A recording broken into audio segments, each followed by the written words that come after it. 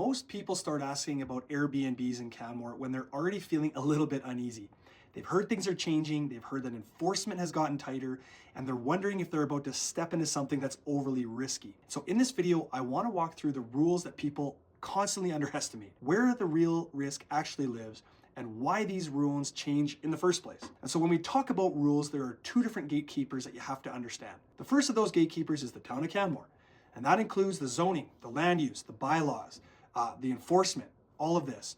Secondly, are the condo corporations. If you're buying into a condo building, this is where most of them are located. This is where a lot of buyers get caught off guard, right? Because even if the town allows short-term rentals in a particular zone or building, the condo board can still control a lot of stuff.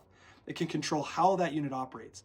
The bylaws can control things like whether or not you can put a Bluetooth door lock on your door, on your exterior door, whether locks can be changed at all, whether you can even bring in your own internet provider, what kind of renovations are permitted inside the unit, flooring, window coverings, soundproofing, all that stuff. And if you're running an Airbnb property, these details matter immensely. Most owners want to update or improve the unit, but the renovations are not just blanket approved. Every single board is different. There are boards that are incredibly conservative, and there are some that are incredibly restrictive.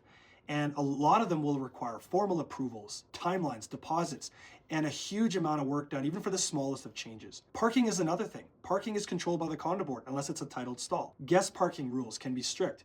Even signage, where is your unit? Where do you put your signage can be restricted or prohibited unless it's approved by the board. And there's one more layer that buyers often don't realize, and that's that in some buildings, the condo bylaws or even caveats on your title will require you to be part of a rental pool or a specific management company. And so that means that self-management might not be an option. And in some cases, you don't get to choose who that manager is. Many of those rules, those caveats have been challenged. And in certain buildings, they've been loosened and even removed. But they still exist, and you need to know about them well in advance of making an offer on a property. Now, for some buyers, these rental pools are a great benefit. They're hands-off, they're predictable. But for others, especially those who want to control their pricing or their personal use, it can feel incredibly limiting. This is one of those topics that really needs a building by building conversation. Now, rules only matter if they're enforced, right? And so this is where a lot of the anxiety comes from. The town of Canmore does enforce short-term rental rules. Enforcement usually starts with seeing online listings that are prohibited, getting neighbors' complaints, there's visible patterns of misuse, etc. And so if a property is being advertised or operated without proper zoning or licensing, the town can issue compliance orders, fines, all this stuff. It's not random and it's not theoretical. Most enforcement is reactive. And this is where context matters. Rules in Canmore don't change randomly. They change in response to pressure.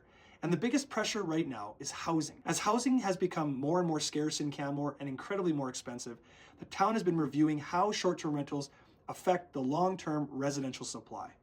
And that's why we've seen more flexible tourist and mixed-use zoning get reduced or even removed entirely in areas like Bow Valley Trail. One discussion that's currently going on at the town level is surrounds allowing some tourist homes to convert them to full-time residential use, with the understanding that if a property does that they would not be able to revert them back to short-term rental use later. At the time of this recording, this has not been fully finalized. It's something that the town is sort of actively reviewing. What matters for buyers is the direction. The intent is clearly focused on protecting long-term housing for residents and workers. Another area that has already changed is the tax treatment. Historically, some properties had flexibility in how they were declared and taxed year by year. And that flexibility has been reduced. Now, the overall trend is consistent treatment of tourist homes regardless of personal use. The key takeaway isn't that Airbnbs are being eliminated, it's that policy decisions are increasingly driven by space and they have a direct impact on this part of the market. Another thing that people underestimate is that operating a short-term rental property is basically like running a small business. Short-term rentals require proper licensing. That licensing needs to be maintained and displayed appropriately. And from a tax perspective, these properties are treated totally different. GST applies on these properties along with other business considerations. Understanding these implications early helps avoid surprises later, leads to a much clearer decision moving forward. So where does real risk live? Zoning is the gatekeeper. You can't operate without it, but once the zoning and licensing are in place, location matters almost more than anything else. Success often depends on where the property is, what it offers compared to others, and how it fits your personal usage goals. So if you plan on longer personal stays in the property, choosing the wrong zoning or a more residentially sensitive location can increase friction and the likelihood of complaints. And that's something that buyers don't always factor in early enough. Here's the big takeaway though. Canmore is a strong market for properly zoned short-term rentals, but it's not passive and it's not a one-size-fits-all. Success comes from understanding the full picture, the municipal rules, the condo bylaws, the management structures, the licensing, the taxes.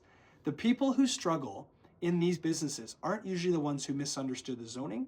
They're the ones who underestimated what this actually requires. That's why in the next video, we're going to talk about one of the most important aspects of this whole bit about Airbnbs. We're going to be talking about who should and who shouldn't own and operate an Airbnb in Canmore. How is your lifestyle going to fit into this new business? What is the risk tolerance, the time, the involvement that you need to consider? What does it actually feel like when bookings fluctuate? Because the biggest mistakes, they're not typically financial, they're misalignment mistakes. If you're considering this seriously, that next video will help you decide whether this fits your life and not just your spreadsheet.